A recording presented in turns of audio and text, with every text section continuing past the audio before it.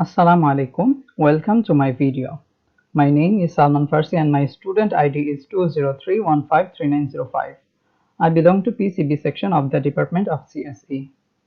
So today I'm going to talk about a short biography on Sultan Al-Nasir Salah al-Din Yusuf ibn Ayyub, who is commonly known as Salahuddin Ayyubi or Saladin. He is regarded as a true Muslim hero and conquered the city of Jerusalem from Christians.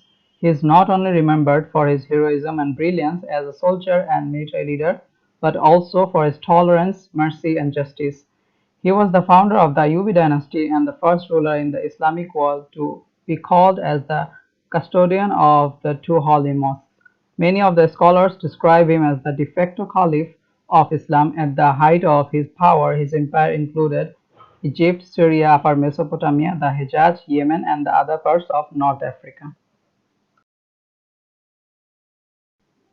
Salahuddin Ayyubi was born in 1137 AD in Tirkit, Iraq. He was born into a Sunni and a military family. He was then raised within the Muslim society as a subordinate to the Mesopotamian military leader Nur ad-Din.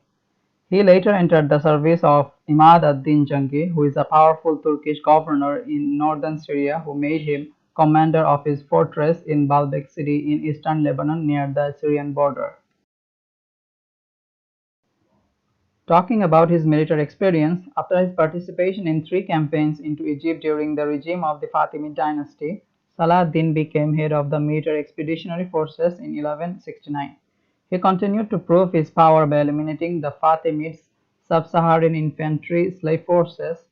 In 1171, Salahuddin was able to end the Fatimid Caliphate with the recognition of the Sunni Caliphate in Baghdad. He, at the age of 31, became the commander of Syrian troops in Egypt and vizier of the Fatimid Caliphate there. He abolished the Fatimid Caliphate in 1171. 3 years later, Salahuddin declared himself Sultan of Egypt and founded the Ayyubi dynasty after Nur al-Din's death in 1174. Soon, he moved to cement his control over Syria and later captured Aleppo 1183 and Mosul in 1186. The Battle of Hattin is one of his glorious victory over Crusaders. After reuniting Syria and Egypt, Salahuddin set out to launch a campaign against the Crusaders who controlled Jerusalem. In the northern Israeli city of Tiberias, he faced the combined Crusader forces and defeated them on July 4, 1187. He conquered most of the Crusader states, including the Kingdom of Jerusalem, after his big victory at the Battle of Hattin on October 2, 1187.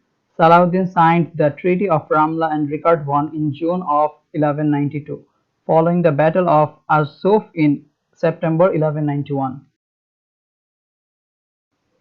His contribution is tremendously commended. In Arab and Islamic history, Saladin has become a symbol of resistance to the West, especially after the rise of Arab nationalism in the 20th century. The Ayyubid empire of Salahuddin has succeeded in making Egypt and Syria united. He played a major role in defeating the Crusaders by successfully reclaiming Jerusalem, which in return helped him to earn a name for himself among both Muslim and Western history. Although one would expect Salahuddin to be hated among the Crusaders, he became one of the most esteemed Muslim figures of the medieval Islamic world because of his chivalry and generosity towards the Christians at that time. Salahuddin died of a fever on 4th March 1193 at Damascus, not long after King Ricard's departure. He had given away his great wealth to his poor subjects, leaving nothing to pay for his funeral. He was buried in a mausoleum in the garden outside the Umayyad Mosque in Damascus, Syria. Originally, the tomb was part of a complex which is also included a school, Madrasa al-Aziziyah. I took the references from the following websites. So thank you for your time and patience.